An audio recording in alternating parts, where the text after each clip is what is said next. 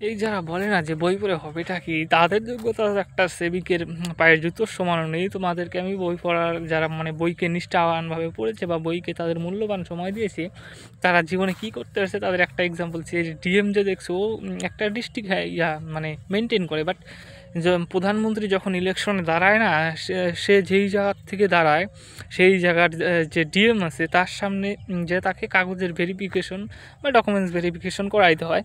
তো তখন ডিএম তার আসনে ঠিকই বসে থাকে, বাট প্রধানমন্ত্রীকে দাঁড়িয়ে থাকতে হয় ডকুমেন্টস ভেরিফিকেশন হওয়া আগে অবধি।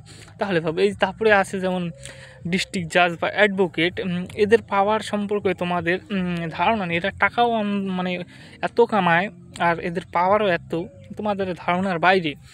আমার বাবা যেমন আমাকে পড়াইতে পারেন, আমি ল নিয়েও পড়তে চাইছিলাম, বাট আমার বাবা সেই খরচটাকে অ্যাফোর্ড করতে পারবে না, যে জন্য আমি কলেজ থার্ড সেমিস্টার অবধি, এই যে আমার থার্ড সেমিস্টার চলছে, এক্সাম চলে আসছে, বাট আমি নিজের খরচ দিয়ে বা বাড়ির থেকে কিছু কিছু নিয়ে তা এখন আমার চালানো অসম্ভব হয়েছে, যে জন্য আমি টিকিট কেটেছি কাজে যাওয়ার জন্য। তোমাদের বাবা মা যদি তোমাদের পড়াইতে পারে তাহলে বেকার সময় নষ্ট না করে মূল্যবান সময়টা বইয়ের পিছনে দাও, নিষ্ঠাভাবে দেখবা একদিন ঠিকই বড় হয়ে গেছো।